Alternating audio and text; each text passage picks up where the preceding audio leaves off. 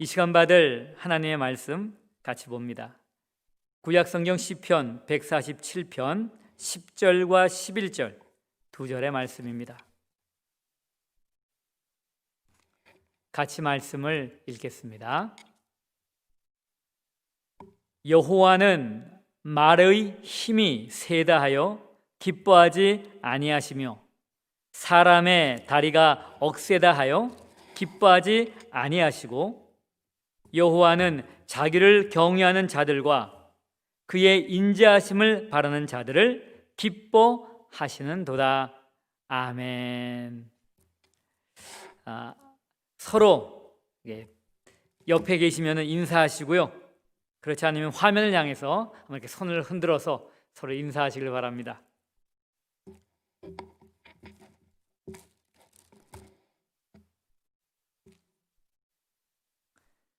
우리는 지난 3월부터 신종 코로나 바이러스 팬데믹 속에서 살고 있습니다. 지난 주중에 제가 기억하기로는 수요일 정도부터인데요, 달라스 카운티의 확진자 숫자가 1000명 밑으로 확 떨어져 버렸어요. 얼마나 감사한죠. 지금 그것이 계속 이제 주중에 진행이 돼서 제가 오늘 숫자, 그러니까 오늘 숫자란 얘기는 오늘 신문에 나오면 어저께 숫자인데 그건 보지를 못했는데요, 3일간 연속해서 1000명 밑으로 떨어졌어요. 그래서 혹시 정점을 찍은 게 아닌가 하는 바람이 있습니다. 하지만 그래도 여전히 매일 수백 명의 사람들이 신종 코로나 바이러스에 감염된 상황이기 때문에 안심하기에는 아직 이릅니다. 한 번도 경험해 보지 못한 팬데믹 속에서 산다는 것은 여간 스트레스를 받는 일이 아닙니다. 하지만 이런 어려운 상황이 주는 유익도 있습니다. 물론 이런 유익은 팬데믹 속에서 살아가는 모든 사람이 누리는 것은 아닙니다. 그 유익이 뭔가 하면 우리의 삶을 돌아볼 수 있는 기회를 갖게 되었다라고 하는 것입니다. 정신없이 앞만 보고 달려온 삶, 다람쥐 쳇바퀴 돌듯이 그저 같은 일을 기계적으로 반복하며 살아온 삶, 마치 무언가에 떠밀리듯 바쁘게 살아온 삶, 삶의 목적이나 의미를 생각할 겨를도 없었습니다.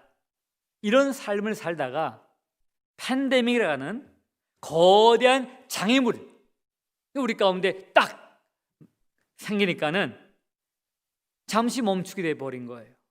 그리고 우리의 삶을 돌아볼 기회를 얻게 된 것입니다. 아마도 하나님께서 이런 큰 시련을 허락하신 이유 가운데 하나는 바로 이것이지 않을까 합니다.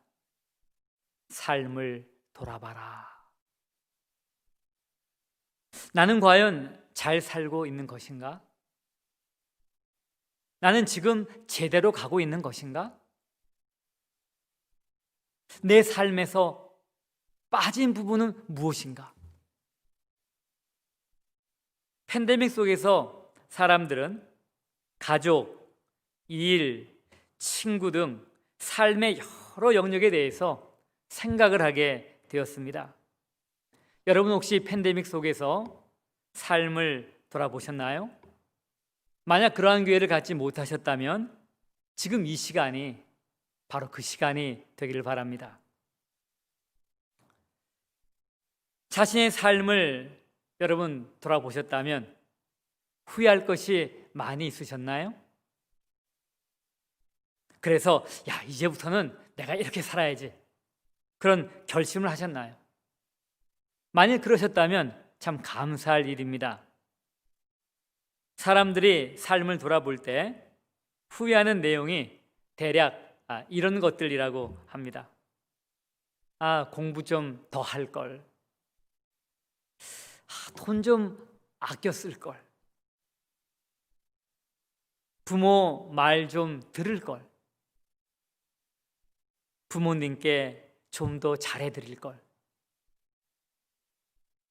아내에게 좀 더 잘할 걸, 남편에게 좀 더 잘할 걸, 자녀들을 좀 더 잘 양육할 걸, 더 사랑할 걸, 미안하다고 말할 걸, 하고 싶은 일을 하고 살 걸. 뭐 이러한 내용들 이외에도 여러 가지가 있죠. 여러분 이렇게 뭐뭐 할 걸 그래서 하지 않은 것을 후회하는 내용들을 이렇게 살펴보면요, 가족들과의 관계, 친구들과의 관계, 또 일이나 경력에 관련된 것, 그리고 경제적인 것에 관한 것들이 많이 있습니다. 이러한 것들은 우리의 인생을 구성하는 굉장히 중요한 부분들이죠. 그러므로 그런 것들을 돌아보고 후회하거나 새로운 결단을 하는 것은 굉장히 귀한 일이죠. 그리고 당연한 것입니다. 자, 그런데 여기에서 한 가지 더 돌아보아야 할 것이 있다는 것입니다. 그것은 바로 하나님과의 관계입니다. 팬데믹 속에서 살아가기, 오늘은 그 10번째 시간으로 이 시간 우리 인생이 반드시 돌아봐야 할 하나님과의 관계에 대한 이야기 잠시 나누려고 합니다. 여러분, 우리의 삶은 크게 두 가지 관계로 이루어져 있습니다. 하나는 사람과의 이 수평적인 관계, 그리고 다른 하나는 하나님과의 수직적인 관계입니다. 이 두 가지 관계에서 정말 후회할 것이 없다면 그 인생은 성공한 인생이다, 보람 있는 인생이다라고 할 수가 있을 것입니다. 이 시간에는 이 두 가지 관계 가운데 하나님과의 관계에 대해서 이야기를 잠시 나눠보도록 합니다. 여러분, 팬데믹 속에서 하나님과의 관계 돌아보셨나요? 지난 4개월 우리가 지나갔습니다. 어떤 분들은 아마 집에서 별로 나오지도 않고 지내신 분들 계실 거예요. 왜냐하면 그분들은 아예 교회도 못 나오신 분들이 계시거든요. 지난 4개월 동안 한 번도. 아마 많은 사람 가게에 있는 데는 굉장히 염려하셔서 그럴 수도 있을 것이죠. 굉장히 삶을 절제하셨을 것입니다. 자, 그런 시간 동안에 하나님과의 관계를 돌아보셨나요? 하나님과의 관계에서 지금까지 잘한 것은 무엇이고 잘못해서 후회스러운 것은 무엇이었나요? 지금까지 잘한 것은 별로 없고 대부분 후회스러운 것만 있으시다고요? 여러분, 그렇다고 해서 너무 염려하지 마십시오. 저도 별반 다르지 않습니다. 그런데 우리에게는 아직 희망이 있습니다. 그것은 하나님이 우리에게 시간을 주셨기 때문입니다. 여러분, 지나간 것은 지나간 것입니다. 이제 중요한 것은 이제부터죠. 이제부터라도 잘하면 되는 것입니다. 이것이 오늘 말씀을 나누는 목적인 것입니다. 하나님과의 관계를 돌아본다는 것은 나는 하나님을 잘 믿고 살았나? 나는 하나님의 말씀에 순종하며 살았나? 나는 하나님의 영광을 위해 살았나? 등등을 생각해 보는 것이죠. 자, 그런데 이 여러 가지를 다 포함하는 질문이 하나 있어요. 그것은 바로 하나님을 기쁘시게 하며 살았나라고 하는 것입니다. 하나님을 기쁘시게 한다는 것에는 하나님을 잘 믿는 것, 하나님의 말씀에 순종하는 것, 하나님의 영광을 위해 사는 것 다 포함돼요. 하나님의 뜻대로 살지 못하면 하나님을 기쁘시게 할 수가 없잖아요. 하나님과 어긋나 있으면 하나님을 기쁘시게 할 수 없잖아요. 그래서 하나님을 기쁘시게 하며 살았나 라고 하는 것에 초점을 맞춰보는 것입니다. 여러분, 우리 모두는 하나님을 기쁘시게 하는 삶으로 부름을 받았다는 사실 여러분 아세요? 하나님을 기쁘시게 하는 삶으로 부름을 받았다. 고린도 후서 5장 9절에 이런 말씀이 있습니다. 그런즉 우리는 몸으로 있든지 떠나 있든지 주를 기쁘시게 하는 자가 되기를 힘쓰노라. 사도 바울은 고린도에 있는 성도들에게 편지를 하면서 자신과 자신의 일행은 살든지 죽든지 오직 주님을 기쁘시게 하는 자가 되기 위해 힘을 쓰겠다고 하는 것입니다. 주님을 기쁘시게 하는 삶을 나는 어떻든지 간에 살아가겠다. 이 말씀은 당시 고린도에 있는 성도들에게도 해당되는 것이고 오늘을 사는 우리들에게도 해당이 되는 말씀입니다. 하나님을 기쁘시게 하는 삶. 어떻게 우리는 하나님을 기쁘시게 하는 삶을 살 수가 있을까요?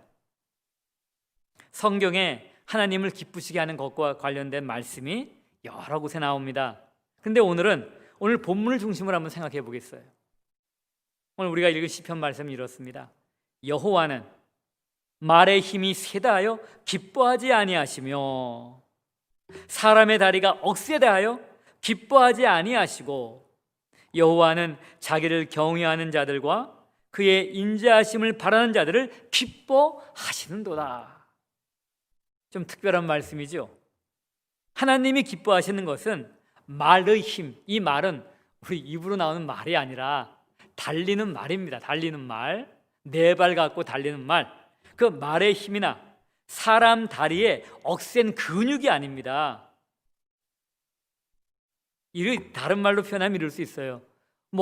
얼마나 육체 힘이가 좋은지, 근육이 얼마나 있는지, 좀 더 들어가면 얼굴이 얼마나 꽃미남으로 생겼는지, 얼마나 아름다운 얼굴인지, 그런 것을 하는 기뻐하지 않는다 하는 얘기입니다. 하나님이 기뻐하시는 것은 하나님을 경외하는 자들입니다. 또한 하나님이 기뻐하시는 것은 하나님의 인자하심을 바라는 자들입니다. 굉장히 놀라운 말씀이죠. 여기서는 사람의 다리의 근육, 말의 힘 얘기했는데요.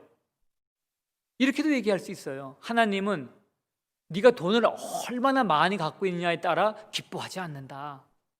하나님은 네가 얼마나 많은 공부를 했는지, 학위를 많이 땄는지 그것으로 기뻐하지 않는다. 여러 가지를 여기다가 대입을 할 수가 있는 것입니다. 여러분, 오늘 이 말씀을 이제 하나님의 입장이 아니라 우리의 입장에서 바꿔서 이렇게 풀면 이렇습니다. 우리가 하나님을 경외할 때 하나님을 기쁘시게 한다는 거예요. 우리가 하나님의 인자하심을 바랄 때 하나님을 기쁘시게 한다라고 하는 것입니다. 하나님의 인자하심을 바란다라고 하는 것은요, 그 하나님의 사랑을 의지하는 거예요. 이 하나님의 사랑, 이 히브리어로 이 인자하심은 헤세드인데요, 하나님이 우리에게 그냥 값없이 베풀어 주는 사랑이시죠. 그리고 언약에 근거한 사랑이기도 하고요, 이것은 실패할 수 없는 사랑, 영어로 표현할 때 unfailing love라고 이제 하는 겁니다. 그래서 그 하나님을 바란다는 얘기는 그 하나님을 의지한다는 얘기죠. 근데 오늘 이 시간에는 여기에는 초점을 안 맞춥니다. 하나님을 경외할 때 하나님을 기쁘시게 할 수 있다 하는 것에만 제가 초점을 맞추겠습니다. 여러분, 우리가 하나님을 경외할 때 하나님을 기쁘시게 하는 거예요. 우리가 하나님을 경외하는 삶을 사는 사람이 되면 하나님은 기뻐하신다라고 하는 것입니다. 여기서 경외라는 이 단어요, 이 히브리어로는 야레입니다. 그래서 경외하는 사람, 야레, 경외하는 야레, 형용사, 명사 다 쓰일 수가 있어요. 우리말로 하나님을 경외한다라고 이제 할 때 번역을 했는데요, 경자는 여러분이 잘 아시는 대로 공경할 경자예요. 그리고 외자는 두려워할 외자입니다. 공경하고 두려워하는 겁니다. 문자적인 의미에서 하나님을 경외한다라고 했을 때 그 의미는요, 하나님을 두려운 마음을 가지고 섬긴다라고 하는 것입니다. 여러분, 우리는 하나님을 경외해야 한다는 말 많이 들었습니다. 그리고 그것을 당연하게 생각해요. 제가 질문 하나 하겠습니다. 왜 우리는 하나님을 경외해야 할까요? 그냥 하나님 가장 좋아하고 하나님 가장 사랑하고 하나님만 내 삶의 최우선순위, 최고로 여기면서 그냥 살면 안 되나요? 왜 이 경외라는 어려운 말, 왜 하나님을 두려워하며 섬기라고 이런 주문을 우리에게 할까요? 두 가지 이유 한번 생각해 보겠습니다. 첫째는요, 하나님이 우리를 만드신 창조주이시기 때문에 우리가 하나님을 경외해야 한다라고 하는 것입니다. 창조주 하나님은 우리에게 삶을 허락하신 분이에요. 창조주 하나님은 우리 존재의 근거가 되는 분이시고요, 우리 삶의 목적을 주신 분이십니다. 이런 창조주 하나님을 경외한다라고 하는 것은 피조물의 당연한 태도겠죠. 여러분, 여기에서 우리가 알 수 있는 것은 뭔가 하면 창조주 하나님하고 비록 하나님이 우리를 극진히 사랑하셔서 자기의 아들을 우리의 죄를 위해 십자가에 달려 죽게 하시고 부활케 하시고 그래서 우리에게 영원한 생명을 주셨다 한들, 그렇게 우리를 사랑한다 한들, 창조주와 피조물인 우리는 완전히 급이 달라요. 클래스가 다릅니다. 클래스가 달라요. 이것은 비교할 수 없는 급의 차이입니다. 너무나 현격한 차이가 나서 비교가 불가능해요. 이것은 질적으로든 양적으로든 비교가 전혀 안 돼요. 이런 차이, 이런 구별, 이 현격한 구별, 이것이 바로 거룩이라는 단어의 의미가 되는 것입니다. 하나님이 나는 거룩하다라고 했을 때 그것은 윤리적인 의미 이전에 바로 이런 물리적인 구별, 이것이 되는 것입니다. 창조주 하나님은 피조물인 우리와는 물리적으로 완전히 구별된 거룩하신 분이세요. 바로 이 넘볼 수 없는 차이가 자연스럽게 경외감을 만들어내는 것입니다. 하나님은 하나님이시다. 하나님은 하나님이시야. 이 하나님을 피조물이 경외한다는 것은요, 하나님을 하나님으로 인정합니다라고 하는 거예요. 아무리 그분이 우리를 사랑하시고 아무리 하나님이 우리를 좋아하신다 한들 넘지 말아야 될 선이 있다라고 하는 것입니다. 하나님과 우리에게는 분명한 구분이 있다라고 하는 거예요. 그것을 우리가 나타내는 것이 경외라고 하는 것입니다. 성경은 바로 이 하나님을 경외하는 것을 지혜의 근본이라고 하는 거예요. 우리가 이것만 잘 기억하고 살아도요, 이 땅 살아갈 때 큰 잘못 없이 살아갈 수가 있다라고 하는 것입니다. 그래서 잠언은 하나님을 경외하는 것을 지혜의 근본이라고 한 거예요. 이 말씀을 우리가 잘 생각해 보셔야 돼요. 아무리 똑똑하고 아무리 많이 배우고 한다고 한들 하나님 경외할 줄 모르면 그건 겉똑똑입니다. 그건 정말 똑똑한 거 아니에요. 지혜의 근본이 없는 것입니다. 하나님을 경외해야만 하는 이유, 그 두 번째는요, 하나님은 심판주이시기 때문에, 하나님이 심판주이시기 때문에 우리는 하나님을 경외하며 살아야 하는 것입니다. 전도서 12장 14절에 이런 말씀이 있죠. 하나님은 모든 행위와 모든 은밀한 일을 선악간에 심판하시리라. 여러분, 요즘 우리가 보는 그 로마서 말씀 보시면은 그런 말씀이 나왔죠. 하나님이 그리스도로 말미암아 그 모든 은밀한 일 가운데 우리를 심판한다. 모든 사람을 그렇게 심판하는 거예요. 그 모든 은밀한 일들을 다 드러내시는 거죠. 그런데 바로 그리스도를 통하여, 그리스도로 말미암아라고 하고 있는 것입니다. 하나님을 심판주로 알고 경외하는 사람은요 막 살지 않습니다. 아니, 막 살지 못합니다. 그 사람은 하나님을 경외하기 때문에 하나님이 주신 인생은 즐길 수는 있어요. 그렇지만은 분명한 한계를 알고 살아가는 것입니다. 여기까지만, 여기까지야.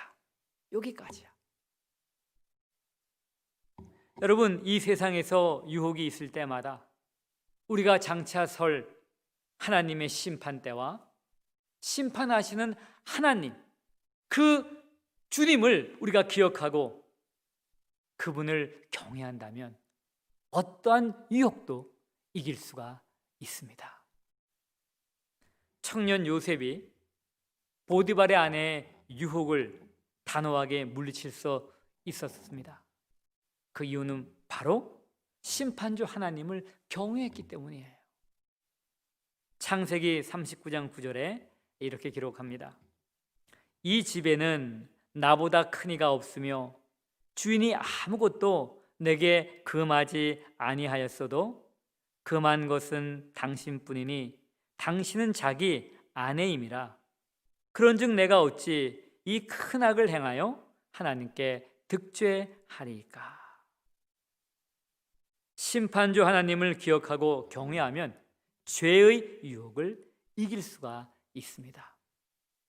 자, 그러면 어떻게 하면 하나님을 경외하는 삶을 우리가 구체적으로 살 수가 있을까요?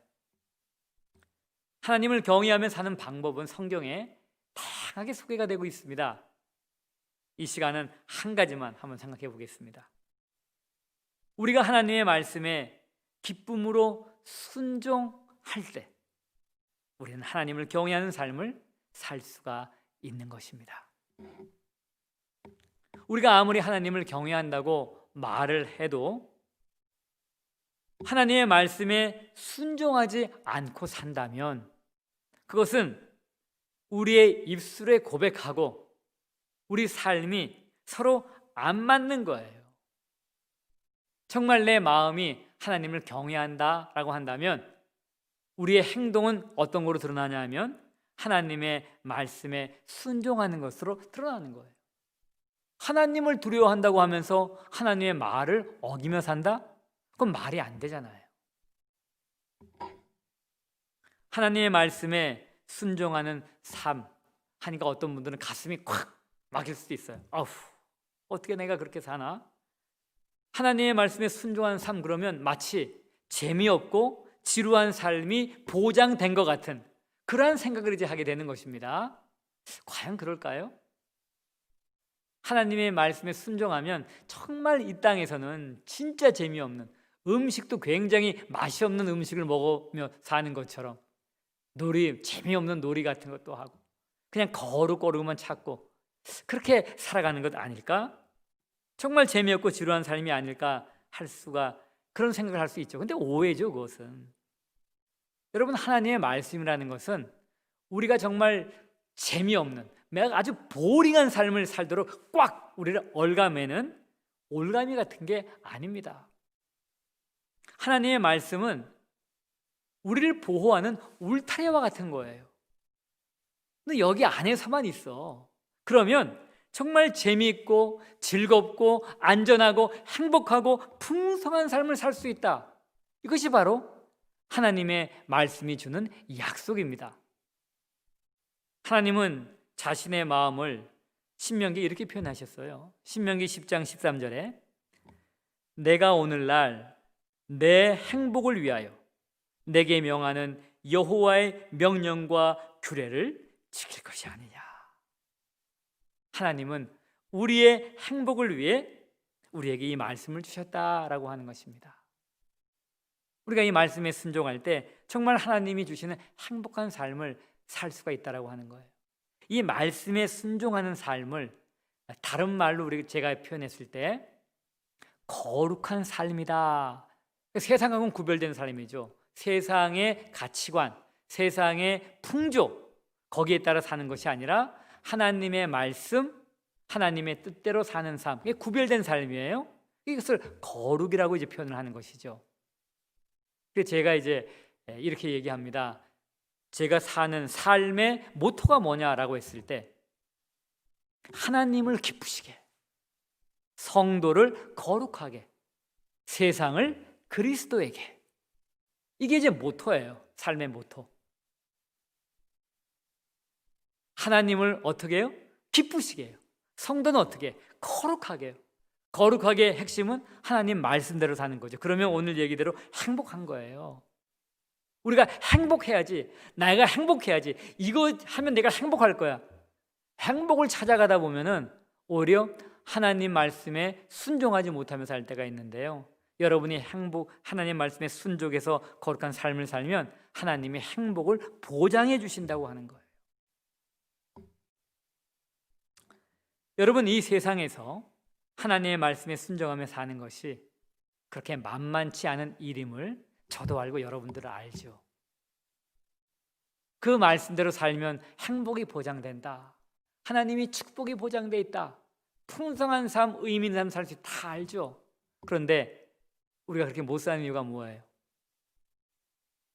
그 말 그대로 살기가 쉽지 않은 세상에 살고 있기 때문입니다. 또 우리가 전에 그 옛 성품이 죄에 물들어 살았기 때문이에요. 계속 싸우는 거죠. 하나님이 주인된 삶을 살 것이냐? 이게 하나님 말씀에 순종하는 삶이죠. 내가 주인된 삶, 내가 하고 싶은 것, 내가 먹고 싶은 것, 내가 보고 싶은 것, 내가 갖고 싶은 것, 내가 가고 싶은 것, 이런 것을 만족하는 삶, 이 두 가지가 안에 싸우잖아요. 그래서 하나님의 말씀에 순종하며 산다는 것이 사실 그렇게 만만한 일은 아니죠. 또 이 세상에서 우리가 하나님의 말씀에 순종하며 살 때 때로는 손해를 볼 수도 있습니다. 때로는 사람들에게 오해를 받을 수가 있어요. 때로는 사람들 사이에서 왕따가 될 수도 있습니다. 그렇지만 우리가 하나님의 말씀에 순종하면 하나님이 주시는 평안이 있는 거예요. 여러분, 우리가 하나님의 말씀에 불순종해서 내 뜻을 따라 살아요. 세상 사람들의 뜻을 살아요. 그럴 때 사람들하고는 평안이 있을 거예요. 내가 누리는 어떤 잠시의 기쁨, 쾌락, 즐거움, 만족은 있을 수 있을 거예요. 그러나 하나님과의 사이에 있어서는 만족이 없죠. 평안이 없습니다. 샬롬이 깨진 거예요. 반대로 내가 하나님의 말씀에 순종하기 때문에 사람과의 관계가 조금 힘들어지고 이 세상에서 손해는 좀 봐요. 그렇지만 하나님과의 관계에서 누리는 놀라운 평안이 있습니다. 이것은 돈이 없어도 누릴 수가 있고요, 내가 건강을 잃었어도 누릴 수가 있는 거예요. 그건 하나님과의 관계에서 누리는 것입니다. 이것은 우리에게 참 만족을 주는 것이죠. 영혼의 평안한 거예요. 몸은 고달플 수 있어요. 내 육신은 고달플 수 있습니다. 그런데 마음이 편한 거예요. 여러분, 육신과 마음이 다 편하면 제일 좋겠죠. 근데 육신 편한 거하고 마음 편한 거 둘 중에 하나 고르라 하면 뭘 고르시겠어요? 길게 보면 마음 편한 게 낫죠. 하나님의 말씀에 순종하면요, 그런 평안을 얻습니다. 그리고 하나님을 기쁘시게 하는 거예요. 그리고 장차 하나님으로부터 칭찬과 영원한 상급을 얻게 된다라고 하는 것입니다. 물론 이 땅에 있을 때도 하나님이 우리 가운데 보상을 해줄 수가 있어요. 보상이 없다 한들 칭찬과 영원한 상급이 약속되어 있다라고 하는 것입니다.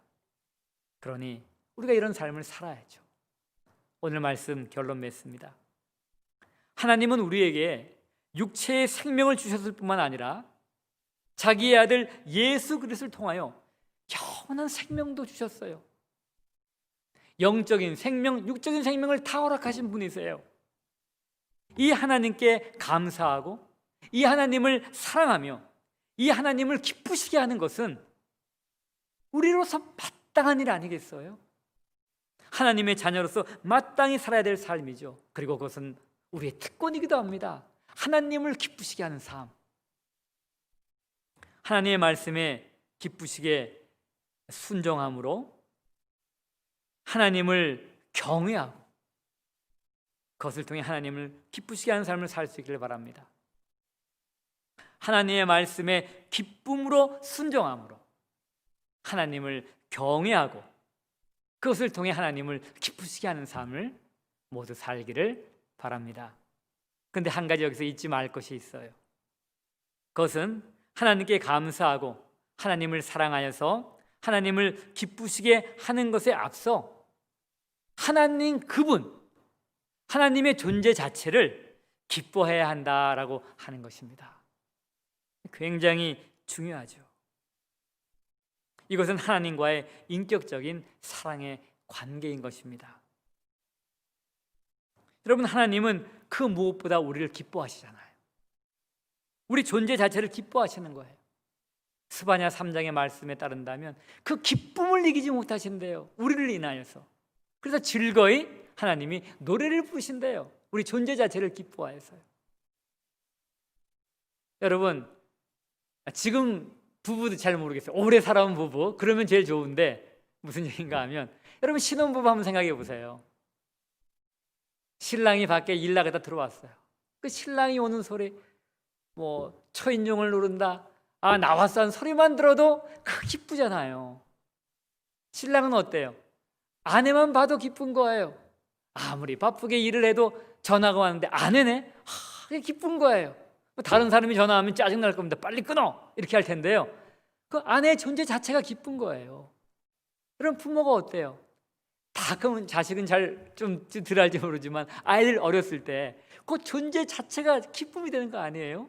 아이들이 집에 들어갔을 때 아빠 왔다 막 그러면서 아이들이 그냥 펄쩍펄쩍 뛰고 하면은 얼마나 그게 위로가 되고 기쁨이 됩니까?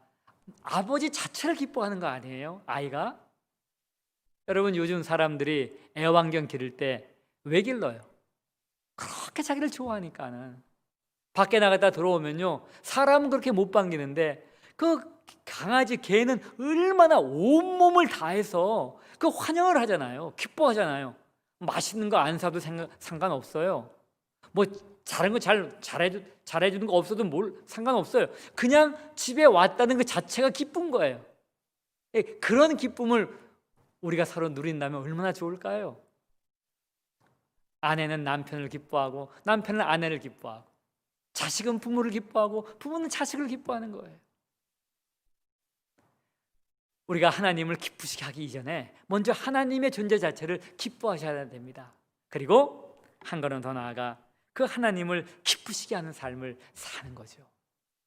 이것이 바로 이 팬데믹 속에서 살아가는 우리의 삶입니다. 뿐만 아니라 팬데믹 끝나도 우리가 반드시 살아가야 될 삶이라는 것입니다. 이 은혜가 우리 모두에게 있기를 바랍니다.